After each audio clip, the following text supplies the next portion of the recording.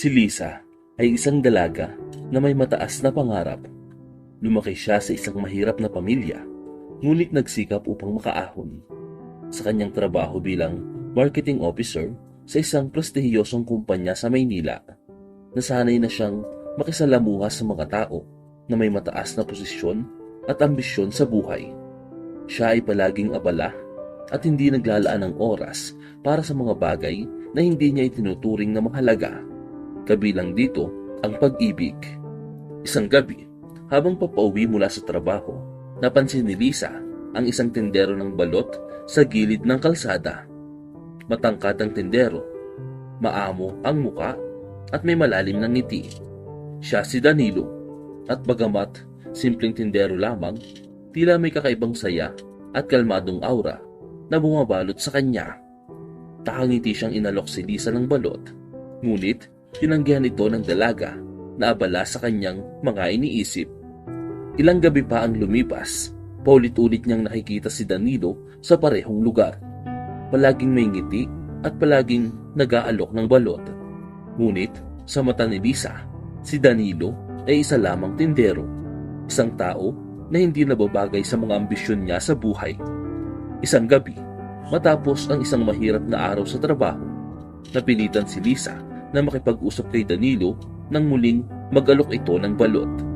Hindi niya maintindihan kung bakit patuloy na pinipilit ni Danilo ang pagbebenta ng balot sa kanya. Bakit palagi mo akong inaabutan ng balot? Tanong ni Lisa na tila inis na. Ngunit ngumiti lamang si Danilo at sumagot, "Hindi naman tungkol sa balot ito. Gusto ko lang makilala ka. Mukhang lagi kang abala at bihirang ngumiti. Gusto ko lang makatulong na mapangiti ka kahit papaano." Napaisip si Lisa sa sagot ni Danilo. Hindi niya akalain na sa kabila ng pagiging tindero, may isang tao na tunay na nagmamalasakit sa kanyang kaligayahan. Ngunit dahil sa kanyang mga prinsipyo at paniniwala, hindi pa rin niya binigyan ng halaga ang mga salita ni Danilo. Sa paglipas ng mga araw, patuloy na nagiging bahagi ng gabi ni Lisa si Danilo. Ngunit sa kabila ng magandang pakikitungo ni Danilo, hindi maalis ni Lisa ang takot na baka husgahan siya ng iba dahil sa pagiging malapit sa isang tindero ng balot. Kaya't isang gabi, nagpasya siyang tapusin ang lahat. "Danilo, hindi kita kayang mahalin. Pasensya ka na, pero hindi kita nakikita bilang bahagi ng buhay ko." Malamig na sabi ni Lisa. Nasaktan si Danilo, ngunit ngumiti pa rin siya. "Naiintindihan kita. Hindi kita pipilitin." Sagot nito, may lungkot sa mata ngunit may respeto sa desisyon ni Lisa. Umalis si Lisa na tila may nabunot na tinig sa kanyang dibdib. Ngunit sa loob, may kakaibang kirot na hindi niya may paliwanag. Makalipas ang ilang araw, hindi na nakita ni Lisa si Danilo sa lugar kung saan siya laging nagbebenta ng balot. Sa una, masaya si Lisa. Iniisip na natapos na ang kakaibang atensyon mula sa tindero. Ngunit habang tumatagal, naramdaman niya ang kawalan. Parang may kulang sa kanyang gabi. Tila nawala ng sigla ang pag-uwi niya mula sa trabaho. Sa opisina, nagsimula siyang tanungin ng mga kasamahan kung bakit tila malungkot siya. Sinabi nila na napansin nilang wala na ang tindero ng balot na lagi niyang kasama sa gabi. Hindi ito binigyan ng halaga ni Lisa. Ngunit sa loob-loob niya, hinahanap niya ang simpleng presensya ni Danilo. Isang araw, napagpasyahan ni Lisa na dumaan muli sa lugar kung saan nagbebenta ng balot si Danilo. Nang tanungin niya ang iba pang tindero sa lugar, sinabi nila na umuwi na si Danilo sa kanyang probinsya upang asikasuhin ang negosyo ng kanyang pamilya. Nagtaka si Lisa. Negosyo? Ipinagtanong niya pa ang iba't ibang detalye at natuklasan niya na si Danilo pala ay hindi isang simpleng tindero lamang. Siya ay may-ari ng isang malawak na poultry farm sa kanilang probinsya at nagbebenta lamang ng balot sa Maynila upang maranasan ang simpleng buhay ng isang tindero. Nagimbal si Lisa sa kanyang nalaman. Sa loob ng maraming linggo, hinusgahan niya si Danilo batay lamang sa kanyang trabaho nang hindi man lang inalam ang tunay na pagkatao nito. Napuno ng pagsisisi si Lisa. Hindi niya akalain na ang isang simpleng tindero na lagi niyang tinatanggihan ay isa palang taong may malalim na pangunawa sa buhay. Ipinangako niya sa sarili na hahanapin si Danilo at hihingi ng tawad. Ngunit, paano nga ba siya magsisimula? Kinausap niya ang kanyang kaibigan na si Jenny upang humingi ng payo. Sinabi ni Jenny na walang masama sa paghahanap at paghingi ng tawad. Kung talagang gusto mong ituwid ang pagkakamali mo, kailangan mong maging handa na magpakumbaba, sabi ni Jenny. Buo ang loob ni Lisa. Nagpasya siyang puntahan ang probinsya ni Danilo upang personal na magsorry. Nagbiyahe siya patungo sa bayan ni Danilo, bagamat walang kasiguraduhan kung paano siya tatanggapin ito. Habang bumabiyahe, hindi mapigilan ni Lisa ang mag-alala. Iniisip niya kung may puwang pa ba sa puso ni Danilo para tanggapin siya pagkatapos ng lahat ng sinabi at ginawa niya. Pagdating ni Lisa sa probinsya ni Danilo, agad niyang napansin ang malawak na lupain at mga negosyo na pinapatakbo nito. Napagtanto niya ang laki ng sakripisyo at kababaang loob na ipinakita ni Danilo nang piliin itong maging simpleng tindero lamang sa Maynila. Naghanap siya ng pagkakataon upang makausap si Danilo, ngunit hindi agad ito naging madali dahil abala ang binata sa mga gawain sa kanilang negosyo. Pagkatapos ng ilang oras, nakita rin ni Lisa si Danilo. Nakita niya itong nagtatrabaho kasama ang kanyang mga tauhan. Simple, ngunit halatang may karisma bilang leader. Lumapit siya kay Danilo, nanginginig ang kanyang boses. Danilo, kailangan kitang makausap. Tawarin mo ako sa lahat ng nasabi ko noon. Sa kanilang harapan, inilahad ni Lisa ang kanyang mga pagsisisi. Binahagi niya kung paano siya naging mapanghusga at kung paanong hinusgahan niya si Danilo base lamang sa trabaho nito. Hindi na napigilan ni Lisa ang kanyang mga luha. Hindi ko alam na ganito pala ang tunay na ikaw. Sobrang laki ng pagkakamali ko. Umiiyak na sabi ni Lisa. Ngunit sa halip na magalit, ngumiti si Danilo. Lisa, hindi ko naman ginagawa ito para mapahanga ka. Ginawa ko ito dahil gusto kong ipakita sa iyo kung sino talaga ako. Ang mahalaga sa akin ay makita mo ang halaga ng tao, hindi sa yaman o sa estado sa buhay, kung hindi sa kung paano sila magmahal at magmalasakit. Bagamat nasaktan si Danilo noon, handa siyang magpatawad. Nakikita niya sa mga mata ni Lisa ang tunay na pagsisisi. At dahil mahalaga sa kanya ang pagkakaroon ng bukas na puso, pinili niyang magpatawad. Sa harap ng mga alon ng kanilang damdamin, pinatawad ni Danilo si Lisa. Ngunit, nagpasya rin siyang bigyan ng espasyo ang dalaga upang muling mapagnilayan ang mga aral na natutunan niya. Matapos ang mabigat at emosyonal na pag-uusap, napagpasyahan ni Danilo na bigyan ng pagkakataon si Lisa para magnilay sa mga aral ng kanilang pinagsamahan. Bago pa tuluyang maghiwalay ang kanilang landas sa gabing iyon, nagkaroon ng malalim na pag-uusap ang dalawa. Naroon ang kaba at pag-aalinlangan sa puso ni Lisa. Natatakot siyang baka tuluyan na siyang iwasan ni Danilo. Ngunit sa kabila ng kanyang takot, napansin niya ang kalmado at pag-unawa sa mga mata ng binata. Paano kita mapapatawad? Tanong ni Lisa, halatang binabagabag ng malalim na pag-iisip.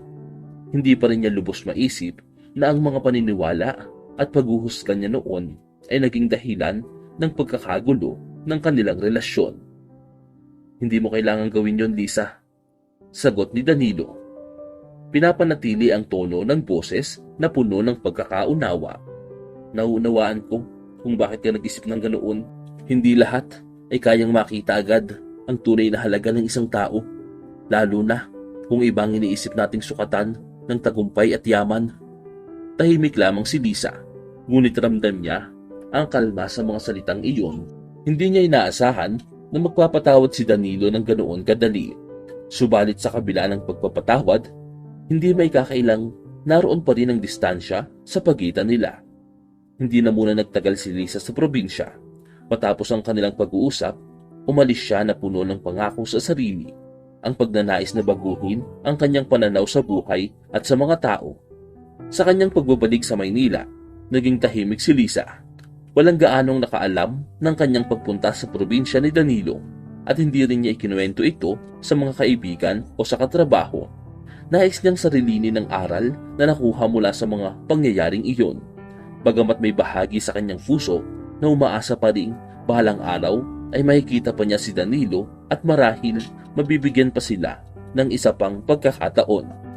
Pagbalik ni Lisa sa Maynila, hindi na siya ang dating Lisa na unang humusga kay Danilo. Sa kanyang pagtingin sa paligid, mga kapwa pasahero sa jeep, mga tindero sa kalye, mga trabahador, nagbago ang kanyang mga mata. Nagsimula siyang makita ang mga tao, hindi batay sa kanilang trabaho o estado sa buhay, kundi sa kanilang mga karanasan at kwento. Naging bukas ang kanyang kalooban na mas kilalanin ang mga taong nasa paligid niya at maging ang mga taong dati niyang hindi pinapansin. Sa opisina, napansin ng kanyang mga kasamahan na tila nag-iba ang kanyang kilos. Hindi na siya masyadong pihikan o mapili sa mga kausap. Madalas, nakikita na siyang tumutulong sa mga nakababatang empleyado o kaya naman ay kinakausap ang mga janitor at mga guard na dati ay hindi niya gaanong binibigyang pansin. Napansin ito ni Jenny, ang matalik niyang kaibigan. Iba ka na ngayon, puna ni Jenny habang nagkakape sila isang hapon. Dati, halos hindi ka naglalaan ng oras para sa ibang tao na hindi ka level mo. Pero ngayon, parang mas bukas na ang isip mo. Ngumiti si Lisa at tahimik na nagsabi, "Marami akong natutunan, Jenny. Hindi lahat ng bagay ay nasusukat sa yaman o sa taas ng estado sa buhay." Hindi na niya detalyado ikinuwento ang tungkol kay Danilo, pero ramdam ni Jenny na may pinaghuhugutan ang pagbabago ng kanyang kaibigan. Habang mas naging bukas si Lisa sa pakikipag-ugnayan sa mga tao, napansin ng kanyang mga boss ang pagbuti ng kanyang trabaho. Hindi lamang siya mas mahusay sa paghawak ng mga proyekto, kundi mas mahusay din siyang makipag-coordinate sa iba't ibang departamento. Dahil dito, napansin ng kanyang talento at inirekomenda siya para sa isang malaking promotion. Ngunit sa kabila ng pag-angat ng kanyang karera, hindi niya malimutan si Danilo. Araw-araw, bumabalik sa isip niya ang mga ngiti at ang simpleng pamumuhay nito. Sa kabila ng kanyang mga tagumpay, naroon pa rin ang pakiramdam na may kulang. Nakakalungkot isipin na maaaring hindi na sila mag-cross ng landas ni Danilo, ngunit alam niyang bahagi iyon ng kanyang mga natutunan. Ang hindi lahat ng nais mo ay makukuha mo kaagad. Ngayon, si Lisa ay masayang nagtatrabaho, ngunit tuwing lumalalim ang gabi, naroon ang tahimik na hinagpis na sana ay mabigyan pa siya ng isa pang pagkakataon na makita muli si Danilo. Makalipas ang ilang buwan, muling bumalik sa probinsya si Lisa. Hindi para kay Danilo, kundi upang magbakasyon at makalayo sa abala ng Maynila. Sa kanyang pagdating, hindi niya inaasahan na makikita ang ilang mga trabahador sa poultry farm ni Danilo habang namimili siya sa palengke. Napansin niya ang logo sa mga uniforme ng mga ito at bumalik agad ang mga alaala tungkol kay Danilo. Napagdesisyonan niyang pumunta muli sa farm para bumisita, bagamat hindi siya sigurado kung tatanggapin pa siya ni Danilo. Habang papunta siya sa farm, hindi mapigilan ni Liz ang kaba. Alam niyang maaaring matagal na siyang kinalimutan ni Danilo at wala na siyang karapatan na muling subukang bumalik sa buhay nito. Ngunit naroon pa rin ang pagnanais na makita ang binata, kahit pa para lamang sa isang simpleng pag-uusap. Sa pagdating ni Lisa sa farm, nakita niya kung paano lumago ito. Mas malaki na ito ngayon kaysa noong una niyang makita. Ang mga gusali, mga ibon at mga tao sa paligid ay patunay ng kasipagan ni Danilo. Tahimik siyang pumasok sa compound at naglakad patungo sa bahay. Naroon ang isang malaking bahay na tila simple mula sa labas ngunit moderno at elegante sa loob. Nasilayan niya ang isang simpleng bulwagan na puno ng mga larawang pamilya, mga nakangiti at masasayang muka. Sa kanyang paghahanap kay Danilo, napansin ni Lisa ang isang masayang kainan sa isang bahagi ng bahay. Nandoon ang mga miyembro ng pamilya ni Danilo, nakangiti, nagtatawanan at halatang masaya sa kanilang simpleng pamumuhay. Pumasok siya at tinanong ang isang kasambahay kung nasaan si Danilo. Ngunit sinabihan siya na nasa labas ito, nag-iinspeksyon ng mga bagong sakahan. Nang makita ni Lisa si Danilo sa labas ng farm, abala ito sa pakikipag-usap sa mga trabahador. Suot pa rin nito ang simpleng uniforme ng mga mangangalakal at kitang-kita pa rin ang mapagkumbaba nitong pagkatao. Lumapit si Lisa ng dahan-dahan, nag-aalangan kung tatanggapin pa siya ni Danilo. Matapos ang lahat ng nangyari, nagulat si Danilo nang makita siya. Ngunit hindi may tatangging naroon pa rin ang ngiti sa kanyang mukha. "Lisa, anong ginagawa mo rito?" tanong nito. Halatang hindi inaasahan ang kanyang pagdating. Huminga ng malalim si Lisa at sagot, "Nais ko lang sanang makita ka. Alam kong mahirap na ang mga bagay sa pagitan natin, pero hindi ko kayang mawala ka sa buhay ko nang hindi mo ring sinusubukan."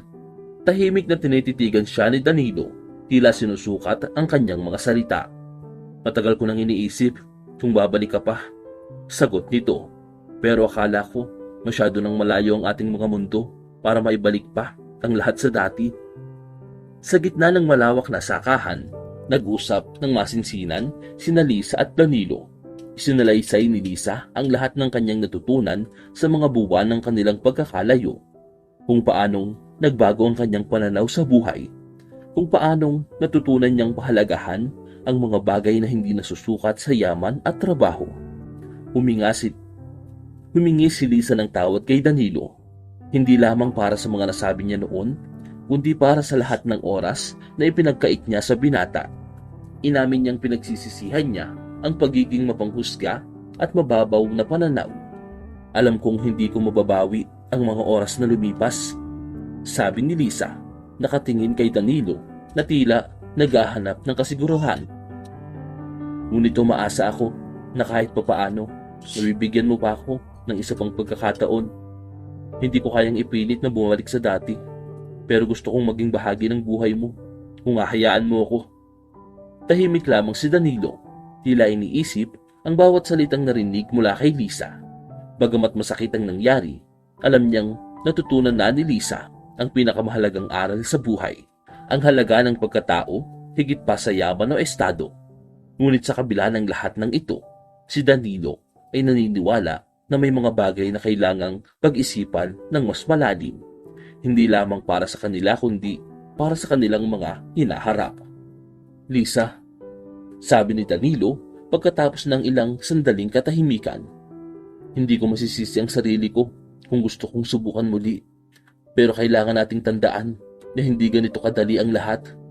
Kung talagang gusto mong maging bahagi ng buhay ko, kailangan nating magsimula muli bilang magkaibigan muna, hindi bilang magkasintahan." Bagamat may konting sakit sa kanyang narinig, napangiti si Lisa.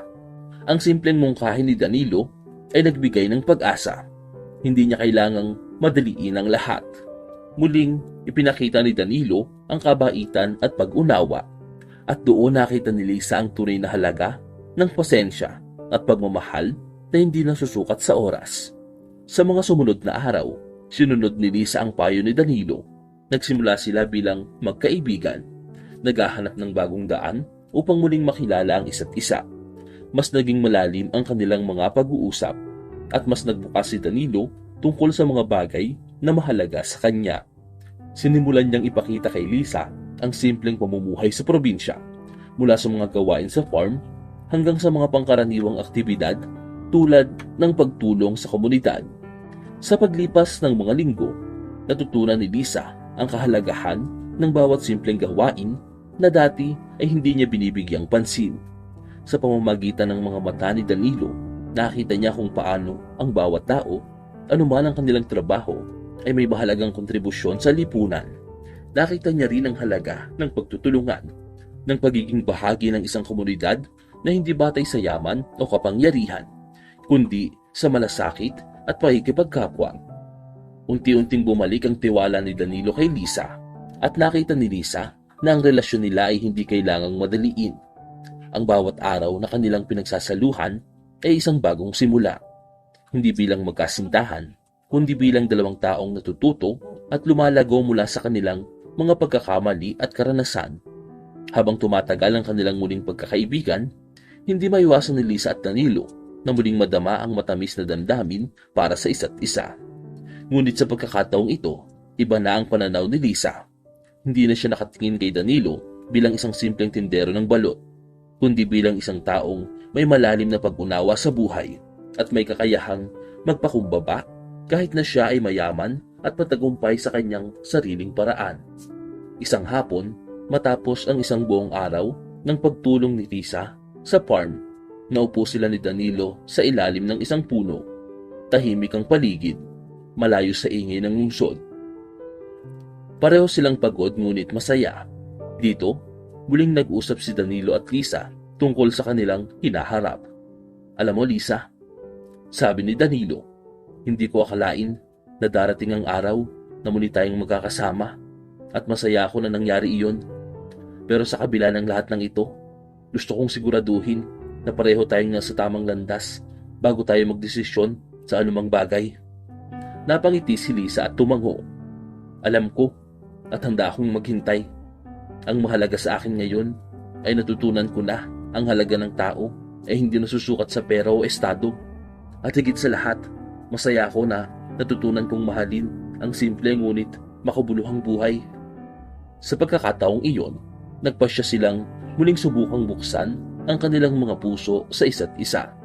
Sa pagkakataong ito, hindi na sila takot sa mga paghuhusga ng lipunan, kundi pinapahalagahan ang kanilang relasyon batay sa respeto at pagmamahal sa tunay na pagkatao.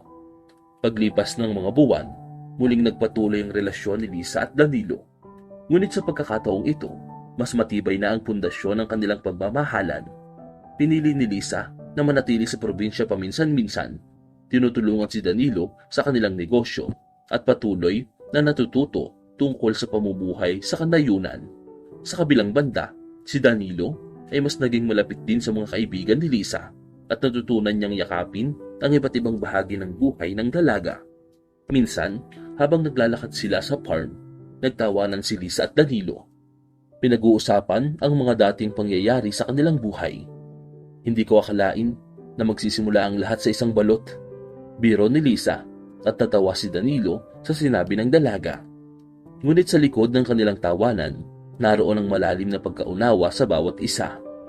Alam nilang nagdaan sila sa mga pagsubok, ngunit ang mga pagsubok na iyon ang nagpatibay sa kanila. Hindi na ang material na bagay o estado sa buhay ang naging batayan ng kanilang relasyon, kundi ang kanilang respeto, tiwala at pagmamahal sa isa't isa. Sa huli, si Lisa ay natutong makita ang halaga ng bawat tao, anuman ang kanilang trabaho o estado sa buhay. At si Danilo naman ay natutong magpatawad at magbigay ng pangalawang pagkakataon. Nagpatuloy ang kanilang kwento, hindi na bilang mga taong pinaghiwalay ng estado, kundi bilang dalawang taong natutunan kung paano magpatawad, magpakumbaba at tunay na magmahal. Ang kwentong ito ay nagtuturo sa atin na ang tunay na halaga ng isang tao ay hindi nasusukat sa trabaho, yaman o estado sa buhay. Minsan, kailangan nating isang tabi ang mga panghuhusga upang makita ang tunay na pagkatao ng isang tao. Ang pagmamahal, respeto at pagpapatawad ay mas mahalaga kaysa sa anumang material na bagay. Ang kwento ni Lisa at Danilo ay nagpapaalala sa atin na ang tunay na yaman ay nasa ating mga puso at ang mga pagsubok ay pagkakataon upang mas mapatibay ang ating pagkatao at relasyon.